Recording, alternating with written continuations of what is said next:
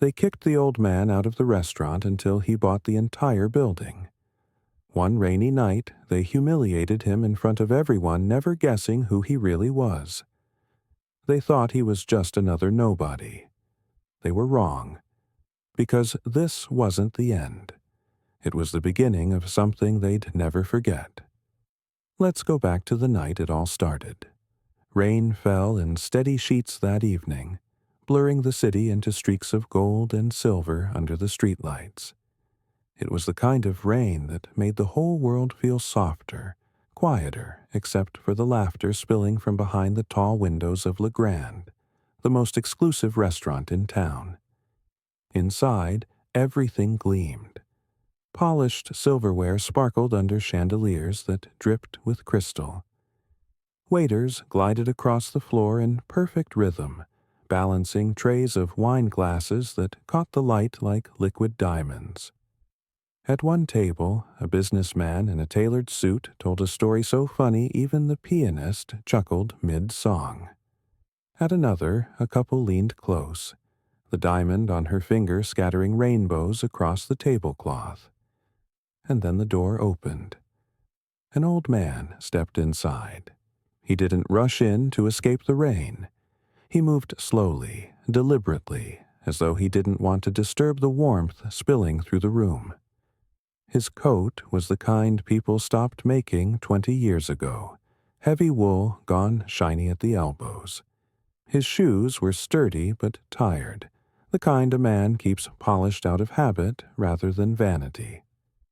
He removed his hat politely, water dripping from the brim onto the black and white tile floor. Deep lines marked his face, but his eyes sharp, steady, missed nothing. He wasn't trembling. He wasn't begging. He was just a man who wanted dinner. But in a place like Le Grand, appearances were everything.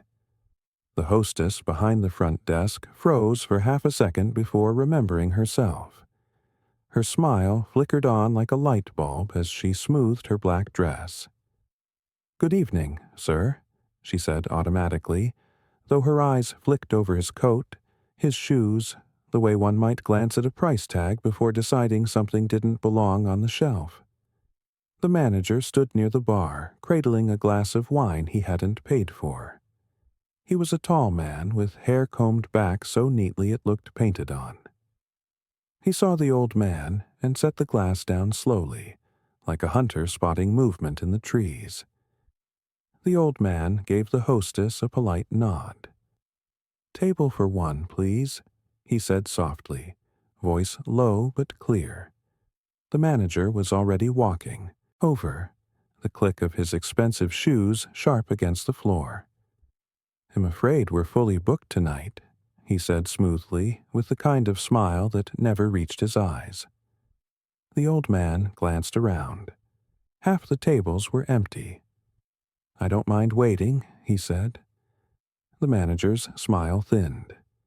He didn't like how this man looked standing there, dripping rainwater onto his polished floor. Coat too old, shoes too scuffed.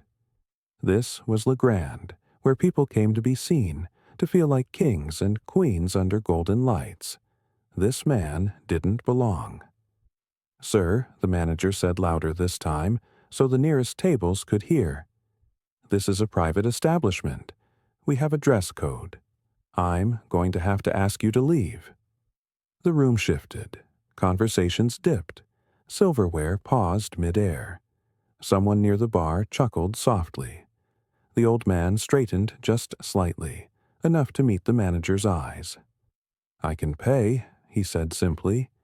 The manager laughed, then a short, sharp sound, and shook his head. "Sir, please," he said, voice dripping fake sweetness.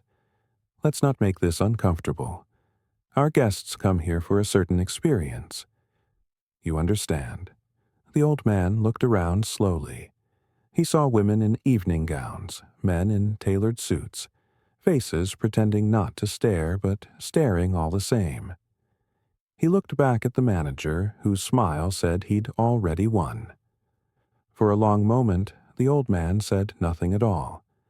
Then he nodded once, almost like a bow. He placed the wet hat back on his head, turned, and walked out the door. Behind him, the warmth and laughter surged back like a tide rushing in to fill the space he'd left. Someone at the bar muttered something that made the table laugh. The pianist never missed a note. The manager returned to his wine, smiling faintly, already forgetting the man's face. But the old man hadn't forgotten theirs. He stepped into the rain, coat pulled tight, shoes splashing through puddles as the restaurant's lights burned warm behind him. The door swung shut, sealing them inside their world of crystal and velvet, leaving him alone in the cold. They thought it was over. They thought they'd seen the last of him. They were wrong, because by morning everything would begin to change. The rain swallowed him the moment he stepped outside. It rolled off the brim of his hat, slid down the shoulders of his coat, and pooled in the cracked leather of his shoes. The night air bit with a damp chill. But he didn't rush. He walked slowly, each step steady and deliberate, the way a man moves when he's lived long enough to know that running never changes the weather. The city around him glowed with restless life. Neon lights buzzed above the sidewalks, painting the wet pavement in streaks of red and blue. Taxi tires hissed through puddles. Somewhere down the block, a trumpet wailed from the open door of a jazz club. The world went on, indifferent to one man stepping into the rain with humiliation burning behind his ribs. Samuel Whitaker didn't look back at LeGrand. The golden light spilling from its windows felt miles away now, as unreachable as a star. Behind those walls, the manager was probably already laughing with his friends, retelling the story of the old man who didn't belong. He pulled his coat tighter. The rain stung his face, but it was nothing compared to the sting of those words, the laughter, the stares, the way people had looked at him like he was less than human. He passed storefronts glowing warm and bright, each one a little world he didn't enter. A bakery with shelves stacked high with bread. A diner with college kids hunched over mugs of coffee. People belonged in those places. Tonight, he felt like he didn't belong anywhere, and yet Samuel's steps didn't falter. Because humiliation wasn't new to him. He had felt it before decades ago, when he was a young man with nothing but calloused hands and a stubborn dream. He remembered the way banks had laughed when he asked for a loan, the way landlords had sneered when rent was late, the way wealthy men in expensive suits had looked at him like something stuck to the bottom of their shoe. But he hadn't stayed small then, and he wasn't about to know. The rain ran down his face, mixing with the memory of his wife, Eleanor. Her voice came back to him the way rain finds the cracks in old stone. "Don't let them take your dignity, Sam," she had said once, years ago, when some arrogant supplier had tried to cheat him in business. "Money comes and goes. Pride, you fight for that." She had been gone 8 years now, cancer stealing her soft laugh, her kind eyes, the only person who had truly known him. Samuel walked through the rain with her words like a shield around his heart. He turned down a side street where the lights weren't so bright and the sidewalks weren't so crowded. His shoes left dark prints on the glistening concrete. At the end of the block, a small diner glowed like a promise in the storm. Its sign flickered twice before holding steady. Maggie's Place. The bell over the door jingled as he stepped inside. Warmth wrapped around him, carrying the smell of coffee and frying bacon. The place was nearly empty, just a trucker in the corner with a plate of eggs, a young couple splitting a milkshake, and Maggie herself behind the counter. She looked up from pouring coffee and broke into a grin. "Sam, you're out late tonight." Samuel tipped his hat, rain dripping onto the mat by the door. "Evening, Maggie." "Sit anywhere you like, hon," she said, grabbing a menu out of habit, though she already knew what he'd order. Samuel slid into a booth by the window. The red vinyl squeaked under his coat. Maggie poured him coffee without asking, the steam rising between them. "You look like you wrestled the rain and lost," she teased. Samuel smiled faintly, but didn't explain.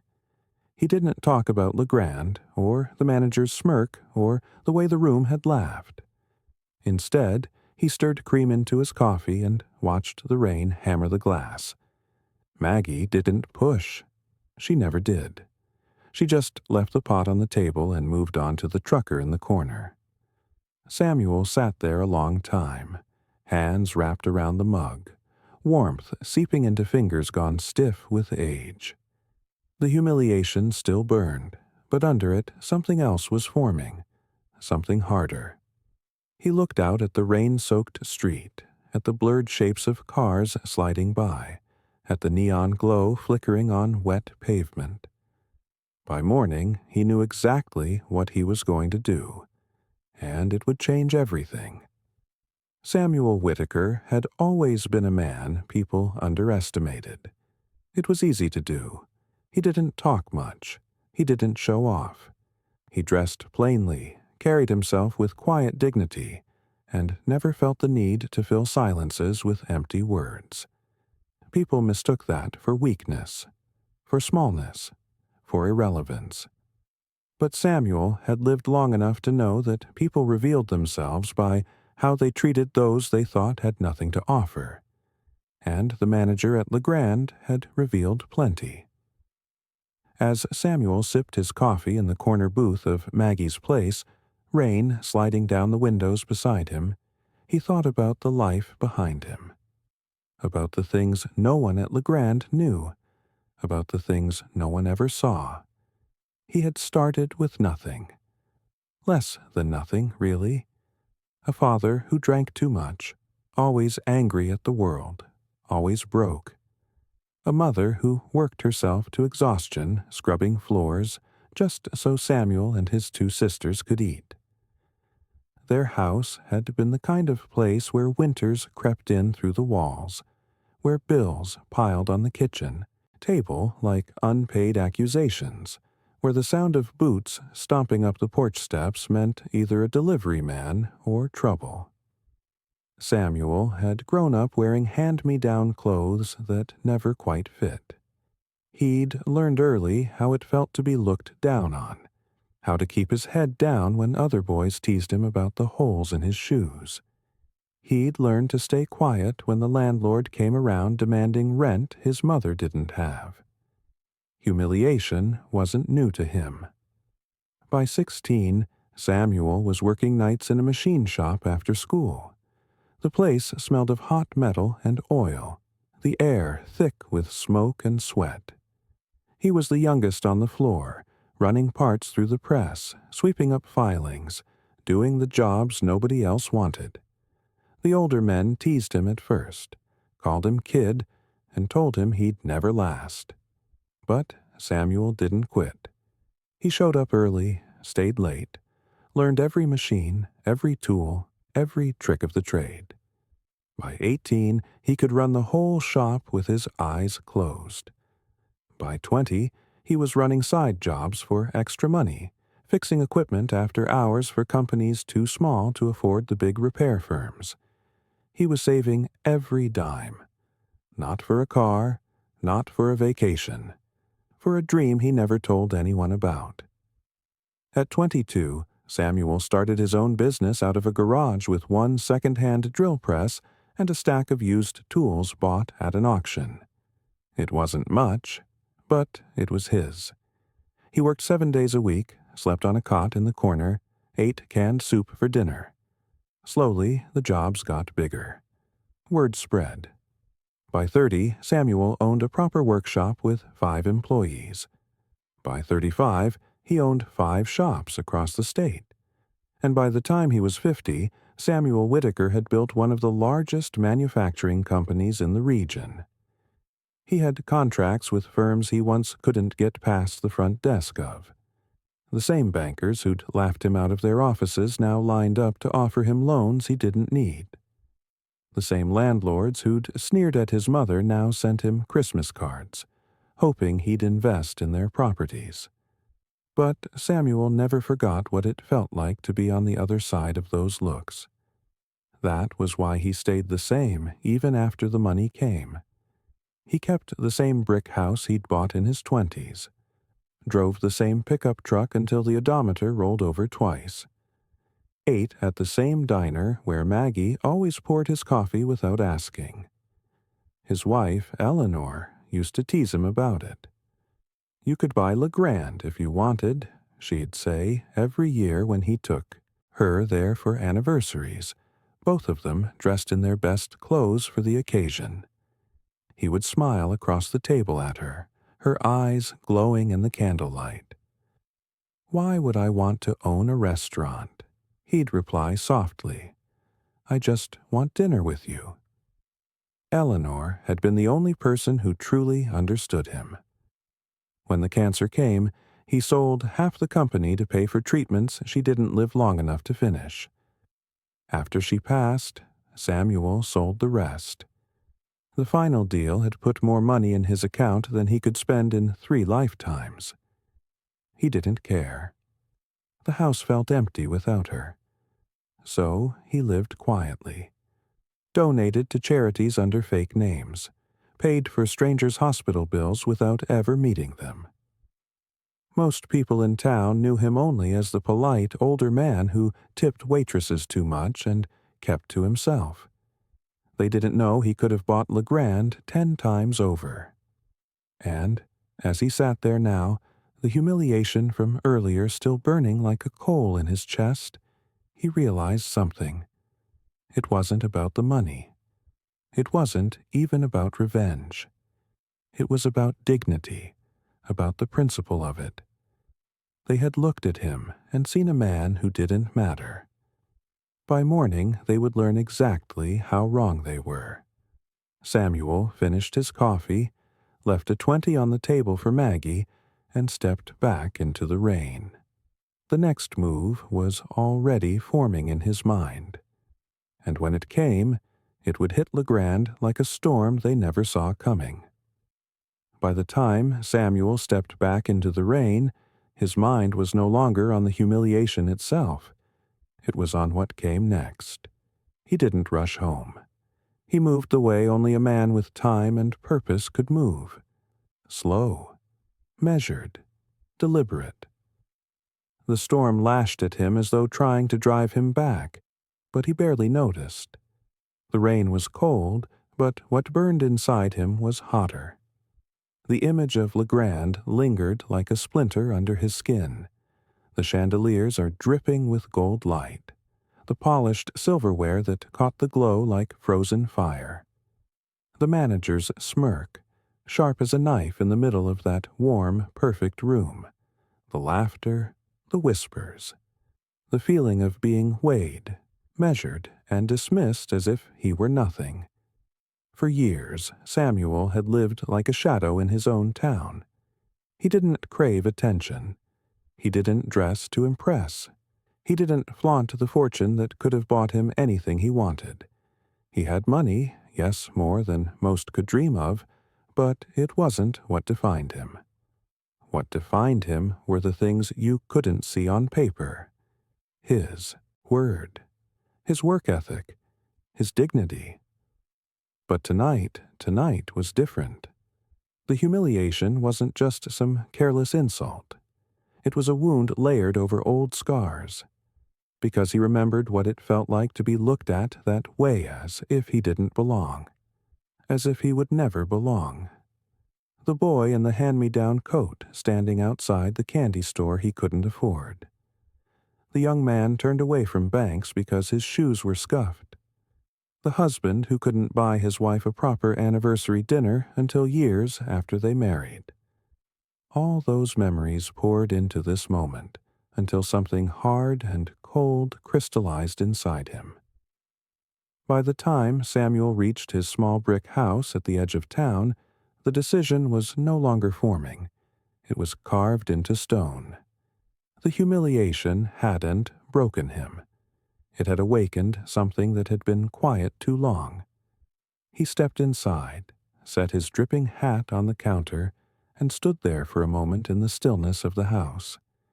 The place was modest but solid, the walls lined with old photographs of Eleanor smiling at him across years he would never get back. She had always believed in him, even when no one else did. You could buy Legrand if you wanted, she used to tease him, her voice warm with laughter. He smiled faintly at the memory, the kind of smile that carried both love and loss. Tonight, for the first time, the idea didn't feel like a joke. Samuel walked into the kitchen, opened the drawer by the fridge, and pulled out the thick old phone book. He didn't own a computer. He didn't need one. Samuel had built his empire before the world went digital, back when deals were made face-to-face and sealed with a handshake you could trust. His fingers moved down the thin yellow pages until they landed on the name he wanted. Charles Morton, real estate broker. Charles had been selling property in this town for 40 years, but his career had been built on Samuel Whitaker's deals. The factories, the warehouses, the office buildings. Samuel had bought the land, and Charles had collected the commissions. Samuel picked up the phone and dialed. It rang twice before a groggy voice answered. Morton Residence. Charles, Samuel said evenly, his voice carrying the weight of a man who didn't waste words. I need you to find out who owns the building Legrand sits in. There was a pause, as though Charles had sat up straighter in bed. Evening, Sam. You thinking of buying a restaurant? Just the building, Samuel said. His tone was calm, but underneath was iron. Charles hesitated. That's prime real estate. Downtown property, corner lot, high market value. Even if the owner wants to sell, it won't be cheap. Samuel's voice didn't waver. Price isn't a problem. Tomorrow morning, I want the name, the asking price if there is one, and whether the owner is willing to make a deal. On the other end of the line, Charles shifted again.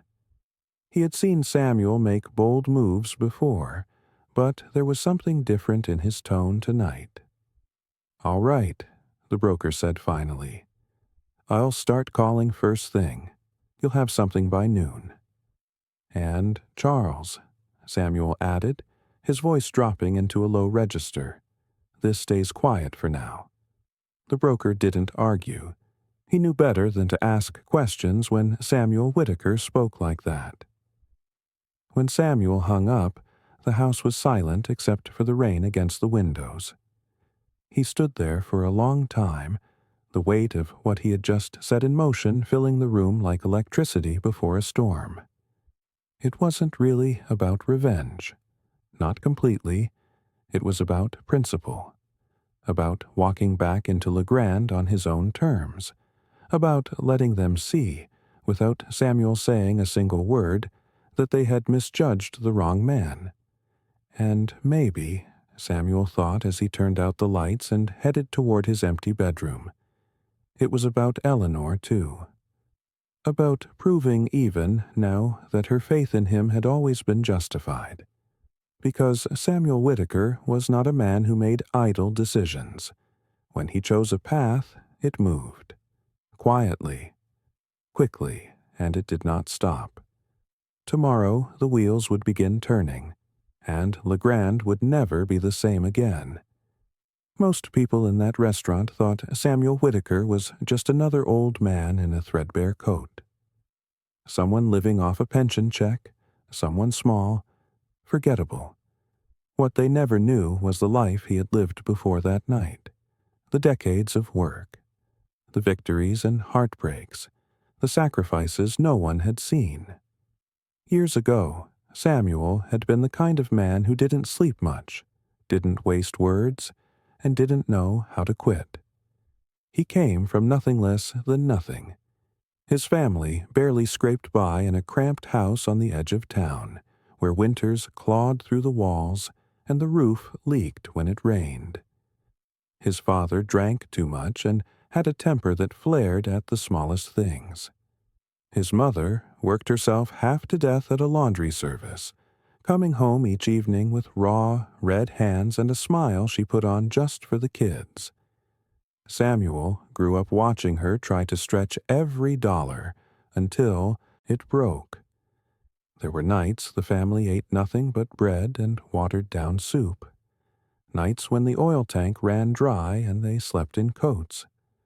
Samuel learned young that life wasn't fair, that no one was coming to save you, and that if he wanted a different future, he'd have to carve it out with his own hands. By 14, while other boys played ball after school, Samuel was sweeping floors in the local machine shop. The place was loud, grimy, and hot enough to make your skin feel like paper. He came home with burns on his arms, oil under his fingernails, and muscles that ached so bad he sometimes fell asleep in his work clothes. But he never complained. Every week he stuffed most of his paycheck into an old cigar box under his bed. Not for fun, not for new shoes, for the future. By 16, he wasn't just sweeping floors, she was running the smaller machines. By 18, he could fix almost any piece of equipment in the shop. The older men started to respect him, not because he talked big. Samuel never talked big, but because he worked harder than anyone they'd ever seen. At 22, with the money he had saved over years of long shifts and skipped meals, Samuel bought a second-hand drill press from a retiring machinist. He rented a drafty garage for $50 a month. That was the beginning. His beginning. The work was brutal. 14-hour days, 7 days a week.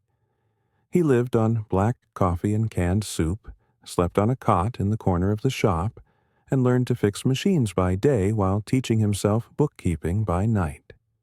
He never advertised, didn't have the money for it. But word spread anyway. Samuel Whitaker was reliable, skilled, honest, the kind of man who shook your hand and then kept his word no matter what. Jobs got bigger. Clients told other clients. By 26, Samuel had 5 employees. By 30, he owned 3 shops across the state. By 40, he was running one of the most respected manufacturing companies in the region, producing parts for firms that used to slam the door in his face when he was just a kid looking for work. And through it all, there was Eleanor. He married her when he was 26, just as his business was starting to take off.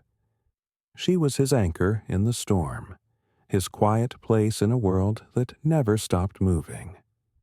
Eleanor saw the long hours, the missed dinners, the exhaustion in his eyes, and never once complained. "You're building something bigger than yourself," she used to say, brushing metal dust off his shirt when he came home late. "Just don't forget to live, Sam." She was the reason he worked as hard as he did. Every anniversary, he tried to give her something better than the year before. The first year, it was dinner at a diner with a single rose he bought from a gas station. By the 5th year, it was a weekend trip to the coast in a car he had finally managed to buy new. But no matter how much money they made, Eleanor stayed the same, kind, humble, warm. She didn't care about wealth. She cared about the man who came home to her every night smelling of oil and ambition. By 50, Samuel Whitaker was worth more money than he could ever spend. But he never left the modest brick house he and Eleanor had bought in their 20s. Never traded his old pickup for a luxury car. Never joined the country club or threw parties to impress people who didn't matter. Because for him, it was never about the money. It was about respect. About keeping his word when other men broke theirs. About building a life where his name meant something solid, something real. Then Eleanor got sick. Cancer. Samuel sold half the company to pay for the treatments, the specialists, the hospital stays that blurred into each other like a nightmare that wouldn't end. But cancer doesn't care about money. It took her anyway, one winter night when the snow was falling outside the hospital windows. After the funeral, Samuel couldn't bring himself to care about the business anymore. He sold the rest of it within a year, walked away with millions in the bank and a heart that felt hollow. He retired quietly. No headlines, no interviews. No one outside his small circle even knew how wealthy he was. Most people in town only saw the old man who tipped waitresses too much, dressed simply, and kept to himself. They didn't know about the empire he had built, the respect he had earned, the fortune he had walked away from when the woman he loved was gone. And that was the life the people at LeGrand didn't see. One night, one smug manager, one moment of arrogance, and they tried to strip away the dignity it had taken a lifetime to build. And that was a mistake, because now Samuel Whitaker was about to remind everyone exactly who he was. And soon, the deal was closing. By Monday morning, the entire town was waking up to another ordinary day. But for Samuel Whitaker, nothing about this day would be ordinary. The decision had been made, the phone calls had been placed, and now the real work was about to begin. Samuel met with his lawyer and his real estate broker in a quiet corner office overlooking Main Street. There was nothing flashy about the Placino gold lettering on the door. No fancy reception area, just polished wood floors, the smell of old books, and the kind of privacy Samuel valued above everything else. Charles Morton, the broker, had already gathered the information Samuel needed. The building that housed LeGrand wasn't owned by the restaurant itself. It belonged to a property company halfway across the state, one with a portfolio full of office blocks, retail spaces, and apartment complexes. To them, this was just another line on a spreadsheet, and the best part, they were open to selling. Samuel listened in silence as Charles explained the details. The owner company had been trimming down properties for months, focusing on larger investments in bigger cities. A restaurant building in a mid-sized town wasn't high on their list of priorities. In other words, it was for sale to the right buyer. Samuel's lawyer, a sharp-eyed woman named Linda Carver, laid out the legal path. "We can set up a holding company," she explained, tapping her pen against the folder in front of her. "Your name won't appear anywhere until the ink is dry. By the time LeGrand realizes what's happened, you'll own the walls, the floor, the roof, everything." Samuel nodded slowly. He wasn't interested in headlines or gossip. He wanted silence until the right moment. He wanted that manager to keep smirking, to keep thinking he'd won, until the day the truth dropped on his desk like a thunderclap. Charles slid a folder across the table. "They've set an asking price. It's high, but nothing you can't handle." Samuel didn't even glance at the number before nodding. "Pay it," he said simply. Charles blinked. "You don't want to negotiate?" "No," Samuel said, his voice like stone. "I'm not here to haggle. I'm here to own it. Full price. Close fast." The room went quiet. Even Linda raised an eyebrow. "That'll get their attention," she said finally. "Good," Samuel replied. "I want it done before anyone realizes what's happening." The paperwork began moving within the hour. Calls were made, contracts drafted, bank transfers arranged. Samuel stayed in the background, letting Linda handle the legal firestorm, while Charles pushed the sale through at record speed. And through it all, LeGrand went on as usual. The waiters served wine under glittering chandeliers. The manager barked orders with his usual arrogance. Not one person inside that restaurant knew the ground beneath their feet was quietly changing hands.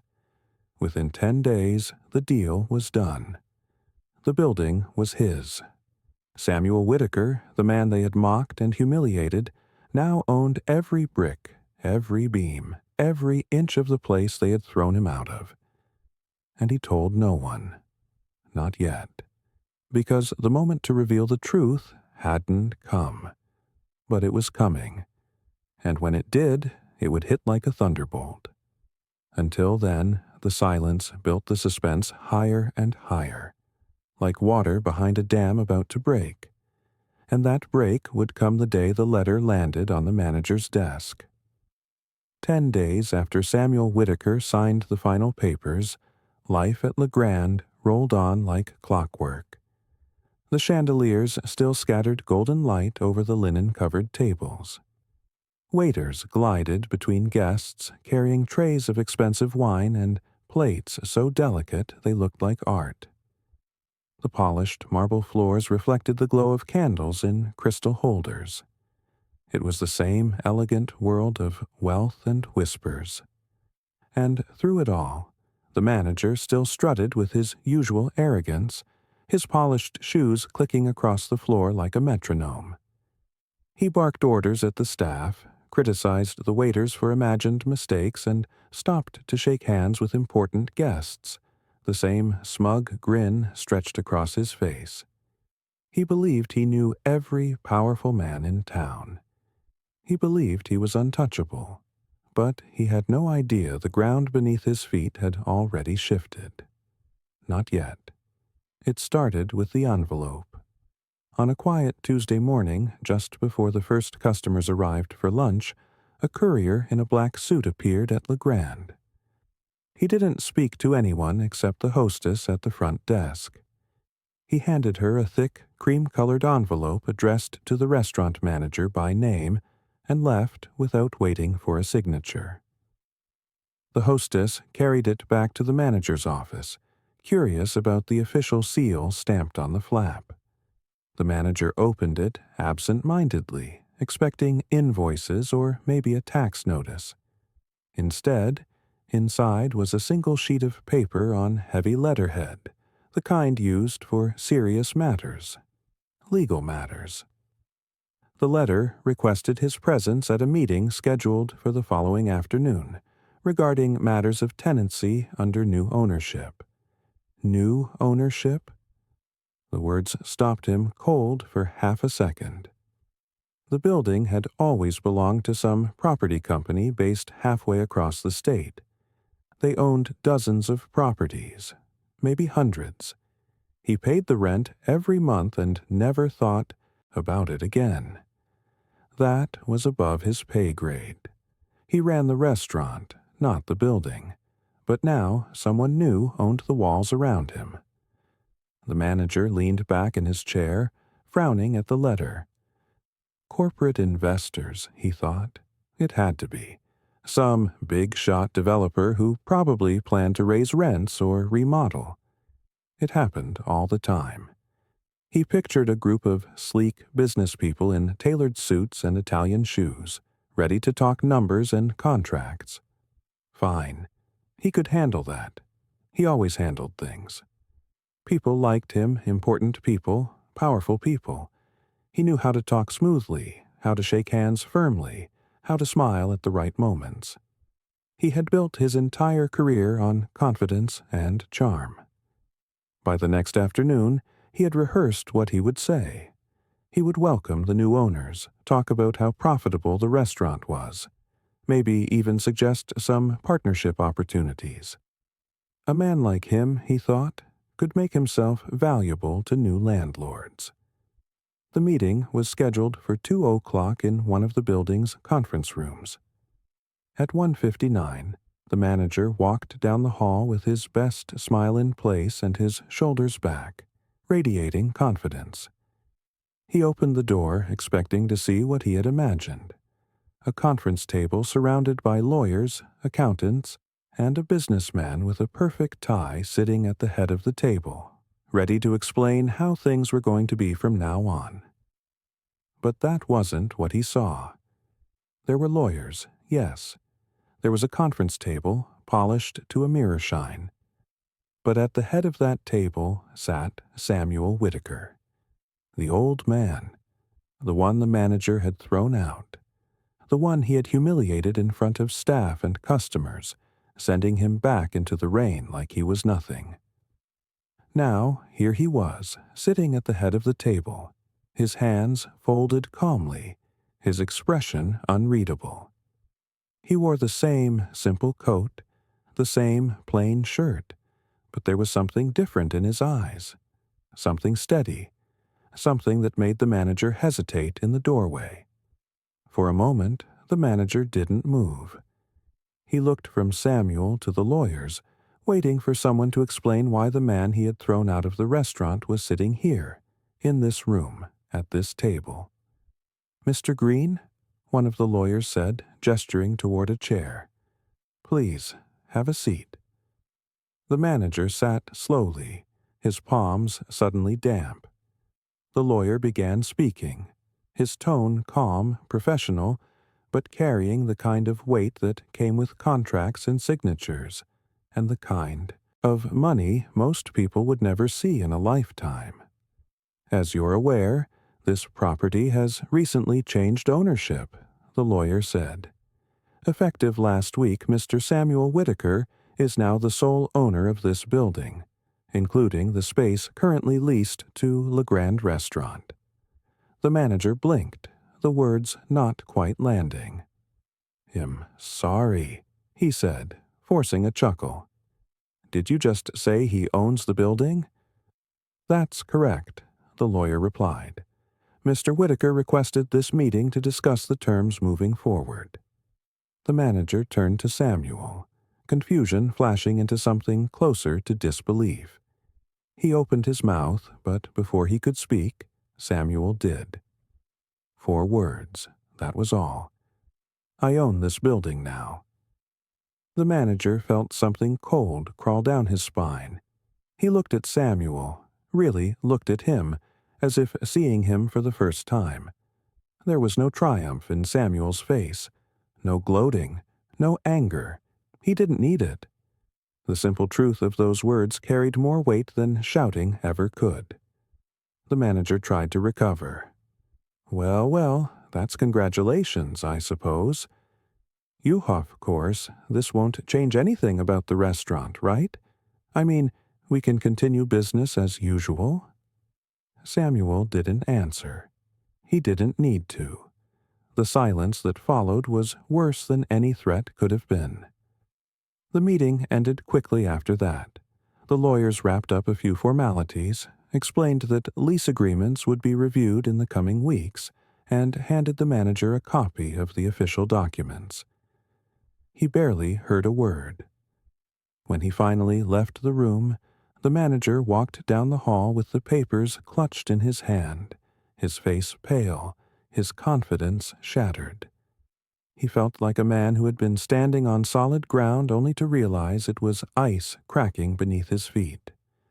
And by that evening, the whispers had already started. The staff talked in low voices. Customers overheard bits and pieces. The story spread through the restaurant like wind through dry grass.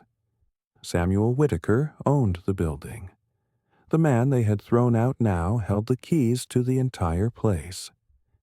And no one knew what he was going to do next. By the next morning, the news was everywhere inside Le Grand. At first, it crept quietly through the building, like smoke slipping under a door thin, barely noticeable. A murmur here, a raised eyebrow there. But by noon, it had spread to every corner of the restaurant, until the whispers felt louder than the music playing through the speakers. The man they had kicked out now owned the whole building. The staff heard it first. It always starts that way, with the people who move through the unseen spaces, the dishwashers scrubbing pans in the back, the cooks chopping vegetables, The busboys clearing tables no one notices after the guests leave. Someone saw the manager come out of that meeting the day before with a pale face and trembling hands. Someone else overheard the lawyers packing up their briefcases, saying the words "new owner." And then it spread the way rumors always do, passed from one pair of lips to the next with little gasps and widening eyes. A dishwasher told a line cook. The line cook told a waiter. The waiter slipped the news to the hostess while refilling her water glass. By lunchtime, the servers were whispering about it in the hallways and behind the bar, stealing nervous glances toward the manager's office door like it might swing open and deliver some kind of verdict at any moment. Because no one knew exactly what had happened in that meeting. All they knew was that the manager, the same man who had strutted through the dining room for years with his perfect hair and his loud voice and his arrogant smirk, had come back from that meeting looking like someone had reached into his chest and pulled something vital out of him. He hadn't yelled at anyone since. He hadn't cracked a single joke. The man who loved to hear himself talk now barely spoke at all. By mid-afternoon, even the customers had started hearing pieces of the story. Regulars at the bar leaned close together, their voices dropping to the low tones people use when gossip turns serious. "I heard the old guy bought the restaurant," one man said, shaking his head in disbelief. "No, no," another corrected quickly, eyes wide, clearly savoring the drama. "He bought the whole building. The land, the parking lot, everything. Owns it outright." A woman sipping wine at the bar leaned in, eyes shining. "You mean the man they threw out last week? The one the manager yelled at in front of everyone?"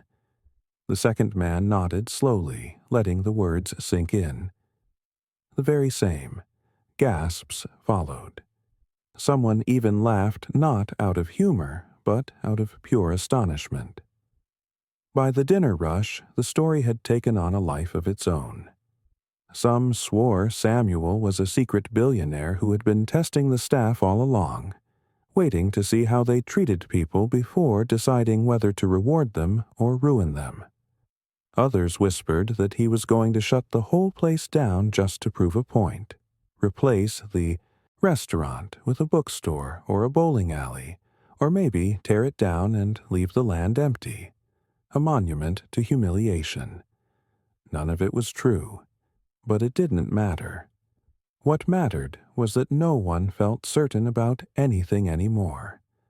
The waiters, who only a week ago rolled their eyes at difficult customers, suddenly became models of politeness. They pulled out chairs for guests, smiled more, and apologized for things that weren't their fault. The hostess, who had once turned people away without reservations with an expression sharp enough to cut glass, now greeted every diner like they were royalty. Even the bartender, who normally poured drinks with the indifference of a man counting the minutes until closing time, now polished every glass twice and asked customers about their day. Because any one of them might be working for him. That was the rumor by evening, that Samuel Whitaker had already sent people in disguise to see how the staff behaved when they didn't know who they were serving. Every customer was a suspect. Every stranger might be watching. But the only one who seemed completely undone by it all was the manager. He had spent years building himself up as the man in control. He was the one who shook hands with wealthy customers, who took credit for every compliment, who ran the staff like a tight ship, and made sure they all knew who held the power. Now, for the first time, he looked like a man standing on a trapdoor waiting for it to swing open. He stayed in his office most of the day, the blinds half closed, the phone pressed to his ear as he made call after call to people who couldn't help him. He called the property company who used to own the building. They told him, politely, that the sale was legal, binding, and final. He called a lawyer he knew from his golf club. The man told him the same thing. He even called a friend who worked in real estate, hoping there was some loophole, some technicality, some clause that could undo what had happened. There wasn't. Samuel Whitaker owned the building. Completely. And worse, he hadn't said what he planned to do with it. That silence worked on the manager like acid eating through metal. If Samuel had threatened him, at least he could have prepared. If Samuel had shouted, at least he could have shouted back. But no Samuel had said 4 calm words. "I own this building now," and then walked away, leaving the manager alone with his imagination running wild. By the time the dinner rush began, the tension inside Legrand was thick enough to taste. Customers felt it too. They leaned across tables under the golden chandeliers, whispering the story to people who hadn't heard yet, sneaking glances toward the manager's office door. "Do you think he's going to fire him?" someone asked at the bar. "I heard he's raising the rent so high the restaurant will have to close," another replied. "No," a third person said firmly. "My cousin knows someone in the courthouse. The deal was clean. The old man owns it all. He can do whatever he wants now." Those words, "whatever he wants," spread faster than anything else. By closing time, the rumors had turned into something heavier. The hostess remembered the look on Samuel's face the night the manager kicked him out. The waiters remembered the laughter from the table in the corner when Samuel walked into the rain alone. Even the bartender, who rarely cared about anything beyond his tips, found himself shaking his head slowly, as if realizing too late that he might have witnessed the start of something much bigger than any of them understood. No one said it out loud, but everyone thought the same thing. They had treated him like he was nothing, and now he owned everything. The manager stayed late after the restaurant closed, long after the last waiter had gone home. He sat in his office staring at the legal documents Samuel's lawyer had handed him. The signatures were real. The bank transfers had cleared. The sale was final. There was no loophole, no mistake. The building, the land, the walls around him, all of it, now belonged to Samuel Whitaker. And Samuel hadn't made a single move yet. That was the part that kept the manager awake long into the night. Because when a man with power stays this quiet, everyone waits for the moment he finally speaks. And that moment was coming. The manager just didn't know when. The manager came in the next morning looking like a man whose entire world had shifted overnight. His usual swagger was gone. The confident smirk he wore like armor had vanished. Even his clothes looked less polished, as if he had dressed on autopilot, his hands shaking too much to get his tie straight. His eyes were bloodshot, and there was a nervous flicker in them, the kind people get when they've been awake all night replaying the same questions over and over again. What's going to happen to me? When is he coming? Why hasn't he said anything yet? That was the worst part.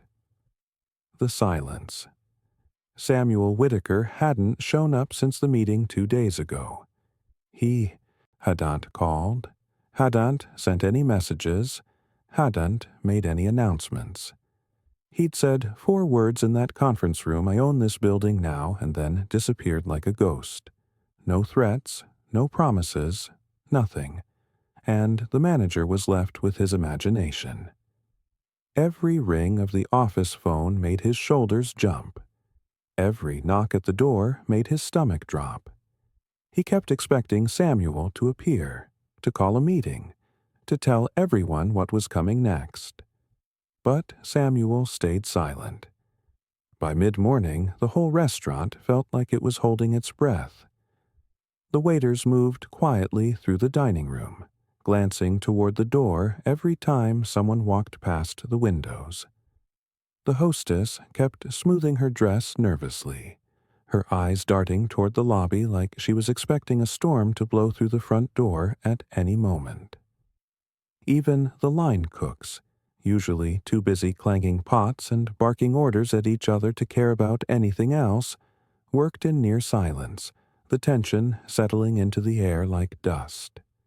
And then, just before noon, a man in a dark gray suit walked through the door. It wasn't Samuel. It was one of the lawyers.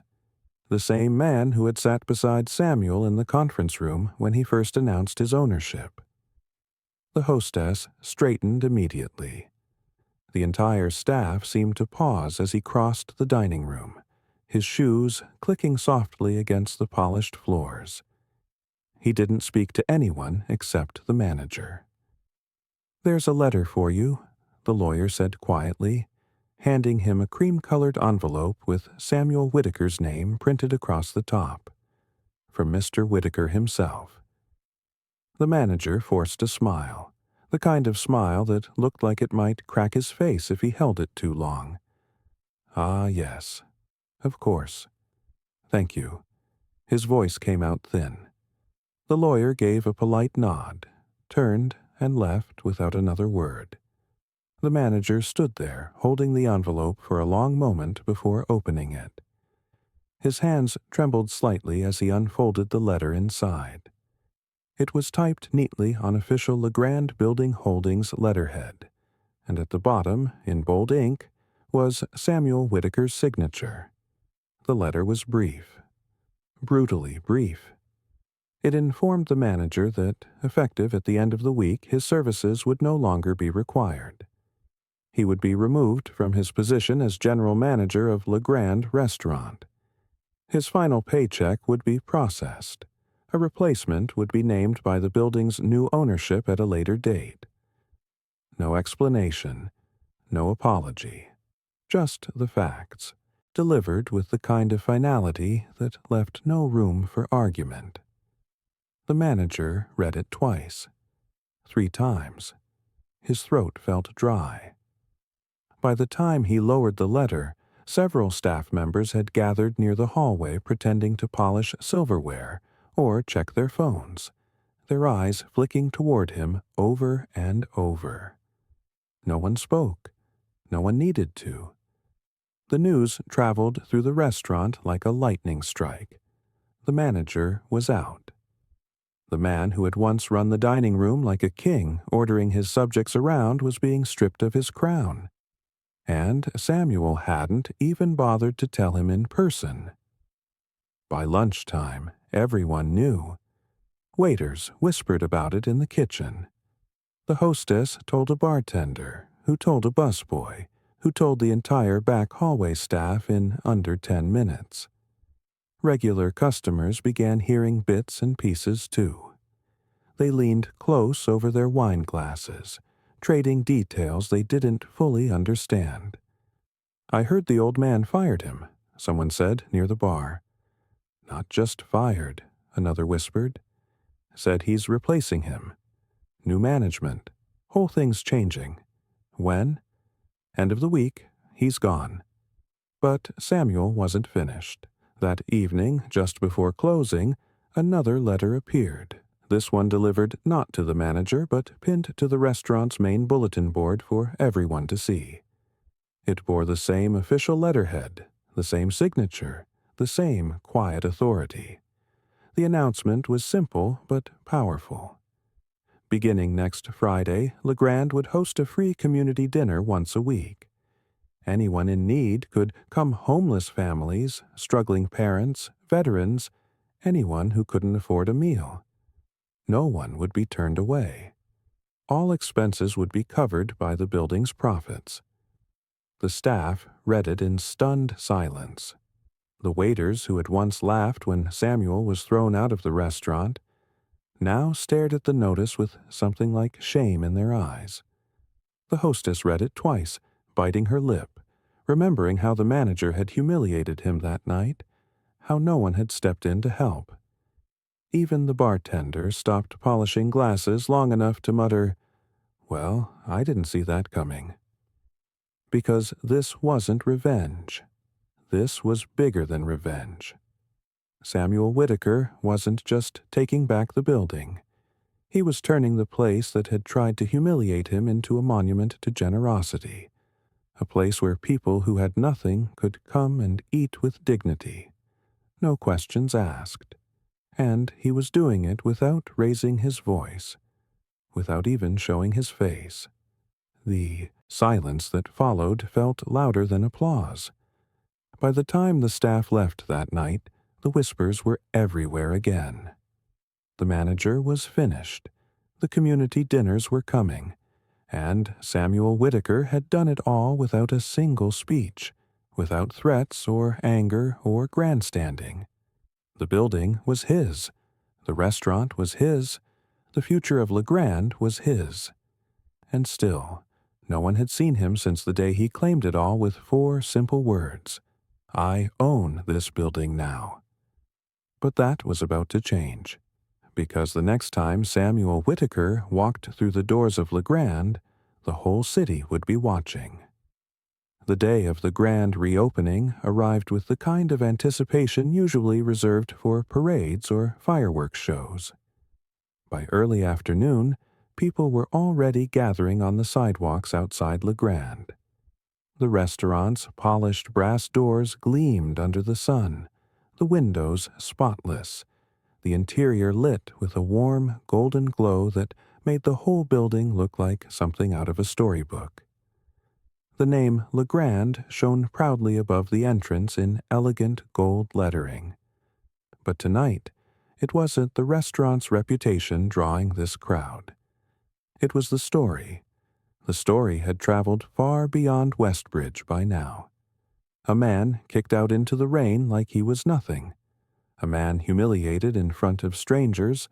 A man who returned quietly, without fanfare, and bought the entire building beneath the restaurant that had thrown him away. People loved the story. It was on the front page of the Westbridge Chronicle. It had spread across social media in headlines and hashtags. Local news anchors repeated the details with the kind of excitement they usually saved for election nights or championship games.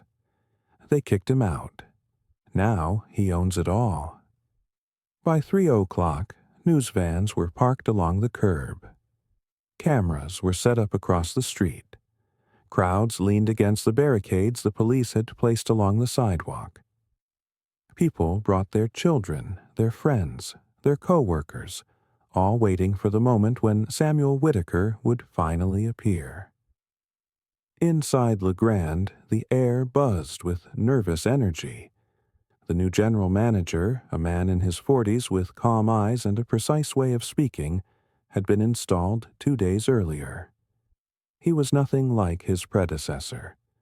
Where the old manager had been loud and self-satisfied, the new one was efficient and quiet, moving through the staff like a conductor who didn't need to shout to be obeyed. The old manager hadn't returned. Some said he resigned. Others whispered he had been too embarrassed to show his face. Either way, his office now sat empty, the door left ajar, the nameplate removed. The staff felt the difference immediately. The waiters polished glasses twice over. The hostess rehearsed her greeting until she could deliver it with perfect warmth. The kitchen ran like a military operation, every pan scrubbed, every garnish perfect, every plate inspected twice before leaving the pass. Tonight wasn't just dinner service. Tonight was a performance, and the whole city was watching. By 5:00, every table in the restaurant was full. Chandeliers glowed overhead, casting soft light on polished wood and crystal glasses. The bar was lined with regulars who had dressed like they were attending a gala rather than dinner. Conversations hummed low and nervously, like the audience of a theater waiting for the curtain to rise. The reporters near the door whispered into microphones, rehearsing their lines for the evening broadcast. Cameramen adjusted lenses, their eyes flicking constantly toward the entrance. And then the clock ticked toward 6:30. The doors opened, Samuel Whitaker stepped inside. The room froze. He wore a dark suit tailored perfectly to his tall frame. Not flashy. Samuel had never been a man for flash, but elegant in its simplicity. His silver hair was neatly combed, his shoes polished to a soft gleam. He carried a cane, though anyone watching could see his stride was steady enough that he didn't need it. He paused just inside the doors for a moment, letting the room take him in. His eyes moved slowly across the dining room, sweeping over the chandeliers, the tables, the faces staring back at him. He saw the staff lined along the walls, their hands clasped nervously in front of them. He saw the diners craning their necks for a better look, the reporters lifting microphones, the cameras flashing silently. Then he began to walk. He didn't speak. He didn't smile. He didn't hurry. He simply walked with the unhurried dignity of a man who owed nothing to anyone in this room. His footsteps echoed softly on the polished floor as the crowd parted for him, moving aside as though some instinct told them to clear his path.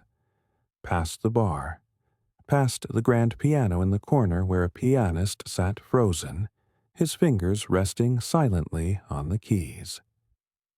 Past the table near the window where he had once sat alone, waiting for his meal, before being told to leave like he was dirt under someone's shoes. The silence grew heavier with every step he took. Samuel stopped in the center of the room. The new general manager approached him with the kind of respect usually reserved for heads of state. "Mr. Whitaker," he said softly, his voice carrying in the hush. "Everything is ready as you requested." Samuel gave one small nod. Then, finally, he turned to face the room. "Ladies and gentlemen," he said. His voice was deep and calm, not loud, but it carried to every corner of the dining room. "Tonight, LeGrand begins a new chapter, not just as a restaurant, not just as a business, but as a part of this community." Every head in the room turned toward him. "This building will remain a place for fine dining," Samuel continued, his tone steady, his eyes sweeping the room. "But beginning next week, every Friday evening, these doors will open for a different purpose. Anyone in need, anyone who cannot afford a meal will be welcome here. No reservations, no bills, no judgment, just a warm meal and a place at the table." A murmur moved through the room like a wave. Diners glanced at one another. Reporters scribbled frantically in notebooks. Some of the staff stood straighter, pride flickering in their eyes as they realized what this meant. Samuel paused, letting the weight of it settle before he finished. "This place once sent a man into the rain with nothing," he said, his voice steady but carrying a quiet power that made the room hold its breath. "That will never happen again. Not while it stands on my ground." And with that, Samuel Whitaker gave the smallest of nods to the new manager, turned, and began walking back toward the entrance. For a heartbeat, the room stayed silent, as if no one wanted to break the spell his words had cast. Then the applause began. It started at one table, then another, until the entire restaurant was on its feet. Diners clapped. Reporters shouted questions over the noise. Cameras flashed like lightning. Even the staff joined in, the waiters and the hostess and the kitchen crew clapping until the sound filled the entire building. But Samuel didn't turn back. He pushed open the doors, stepped into the cool night air, and disappeared into the waiting car parked at the curb. He had said what he came to say, and it was enough. Because Samuel Whitaker had turned humiliation into history, and the whole city would remember it. The applause from the grand reopening still echoed in Samuel Whitaker's mind long after the car pulled away from the restaurant. It was not the applause itself that stayed with him, but the feeling underneath it. The weight of the journey, the long road that had brought him here, the quiet victory that was never about wealth or power, but about dignity, respect, and legacy. He sat in the back seat with his hands folded on his cane, the city lights flickering past the windows, the sound of distant traffic humming softly around him. He did not speak. He did not need to. The driver understood where they were going without being told. The night was clear now. No rain, no storm clouds. The moon cast silver light across the rooftops as the car moved through the quiet streets. Samuel's eyes drifted toward the window as familiar landmarks passed a park where he and Eleanor had once walked on autumn afternoons, a bookstore where she had spent entire Saturdays browsing for novels, a little cafe where they had shared countless breakfasts in the early years of their marriage. All of it felt like a map of memories drawn across the city, a map leading him to one final stop. The car turned down a narrow road lined with trees, their branches arching overhead like a cathedral ceiling. At the end of the lane stood Westbridge Cemetery, its wrought iron gates open, its gravel paths winding through rows of headstones that gleamed pale in the moonlight. The car came to a quiet stop, and Samuel stepped out slowly, his cane tapping softly against the ground as he began to walk among the graves. He moved with the careful steps of a man carrying decades of memories. His breath came slow in the cold air, forming faint clouds that drifted away into the darkness. He passed stone markers bearing names he didn't know, dates that stretched back a century or more, until at last he reached the familiar headstone near the center of the grounds. Eleanor Whitaker, beloved wife, cherished friend. The words carved into the stone caught the moonlight as Samuel stood there, one hand resting on the top of his cane, the other tucked loosely into his coat pocket. For a long time he said nothing at all. The night around him was still except for the faint rustle of leaves in the wind. When he finally spoke, his voice was quiet, carrying only to the woman whose name stood before him. Ellie, he said softly, using the name he had called her in life. It's done. He let out a slow breath, his eyes on the stone as though expecting her to answer. They thought they could humiliate me. Thought they could take what little dignity an old man has left. His voice was calm, almost reflective. But tonight the building is ours, the restaurant, the whole thing. He paused, lowering himself carefully onto the small bench beside the grave. The cane rested across his knees as he leaned forward slightly, elbows on his legs, hands clasped loosely together. You remember how you used to tell me to let things go? He smiled faintly, the expression barely there but real enough to soften his features. You always said the world wasn't worth the anger. That dignity came from walking away with your head high, not from fighting every battle. His eyes dropped briefly to the ground, the smile fading. I tried, Ellie. I tried to let it go. That night, when they threw me out like I was nothing, I told myself it didn't matter. That an old man like me didn't need to prove anything to anyone. He was quiet for a moment before lifting his gaze to the headstone again. But then I thought about you, about the life we built together, the years we spent working for everything we had, the sacrifices you made so I could build the business, the nights we stayed up wondering if the company would make it through another year. You deserved better than to have your husband treated like that. His hands tightened slightly on the cane. So I bought it, Ellie, the whole building, every brick, every beam, every inch of it. And tonight, I told them what it will be from now on, a place where no one will ever be turned away hungry, where no one will feel the way I felt that night. His voice softened again. I thought about what you would have wanted. you wouldn't have wanted revenge. You would have wanted kindness. So that's what it will be. Your name's not on the building, Ellie, but it's in every part of it now, because you taught me what respect means. And tonight, I gave that back to the city in your name.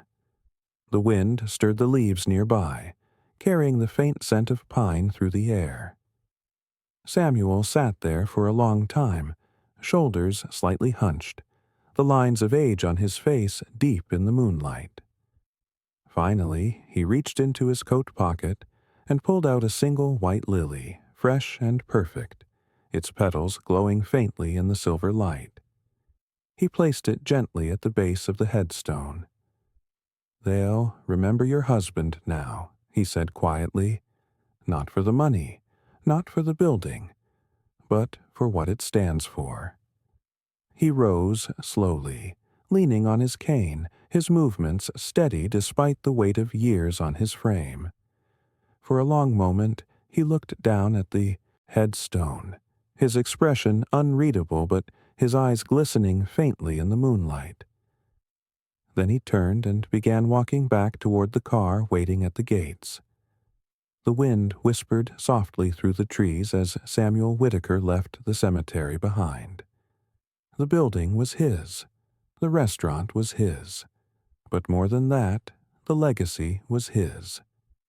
And as the car drove away into the quiet streets of Westbridge, the story of the man who had been thrown out and returned as the owner would spread far beyond this city, carried on the voices of those who had seen it happen until it became something larger than revenge, larger than pride.